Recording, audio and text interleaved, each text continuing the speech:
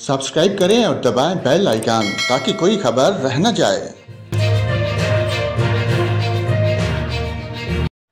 अस्सलाम वालेकुम नाजरीन, आप देख रहे हैं पाक न्यूज़ और मैं आपके सामने इस वक्त हाज़िर हूँ। लाइव अपडेट लेकर आया हूँ आपको ये बताने के लिए कि ये साइक्लोन जो है बहरा अरब के अंदर जो एक समुद्री तूफ़ान बना हुआ है, इसकी इस वक्त जो है वो क्या सूरत हाल है और पाकिस्तान से ये कितना दूर है और पाकिस्तान की सारी पट्टी को इससे क्या खतरा है। तो नाजरीन, ये जो लाइव सेटेलाइट है मैंने ओपन किया हुआ है, आप यहाँ पर देख सकते हैं। ये जो साइक्लोन है ये यहाँ पर बना हुआ है और ये इस वक्त यहाँ पर देखिए ये कराची है और ये इस वक्त कराची से जो काफ़ी दूर है। अगर हम यहाँ से कराची की और इस साइक्लोन का जो पैमाइश है वो करते हैं तो यहाँ पर देखें जो इस वक्त 1410 किलोमीटर जो है ये पाकिस्तान से दूर है और ये मुसलसल जो है चल रहा है। इसकी जो इस वक्त स्पीड है 95 किलोमीटर पर आवर की स्पीड से जो है ये समुद्री तूफान जो है वो चल रहा है। और अगर आपको बताएं तो ये जो है यहाँ पर पहुंचने में इसको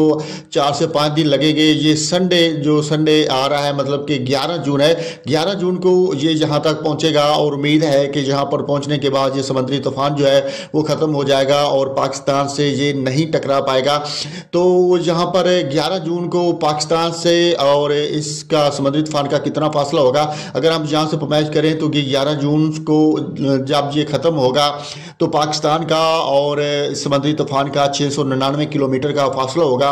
यानी कि ये उम्मीद है कि पाकिस्तान पहुंचने से पहले पहले ही ये ख़त्म हो जाएगा और पाकिस्तान की सारी पट्टी को इससे कोई खतरा नहीं है, ना कराची को, ना ही जो भी पाकिस्तान की पट्टी जो समंदर के साथ टच होती है इसको कोई नुकसान नहीं है। पहले भी जो पाकिस्तान का मेट्रोलॉजिस्ट डिपार्टमेंट है वो ये बता चुका है कि पाकिस्तान को इस समुद्री तूफान से कोई खतरा नहीं है। तो लेकिन फिर भी हम आपके लिए मज़ीद अपडेट जो है वो लेकर आते रहेंगे और आपको बर वक्त आगाह करते रहेंगे कि क्या ये समुद्री तूफान पाकिस्तान के लिए ख़तरनाक साबित हो सकता है कि नहीं। लेकिन फ़िलहाल इससे कोई ख़तरा नहीं है। नाजरीन, देखते रहे पाक न्यूज़। अब तक के लिए इतना ही, मुझे दे इजाज़त। अल्लाह हाफिज़।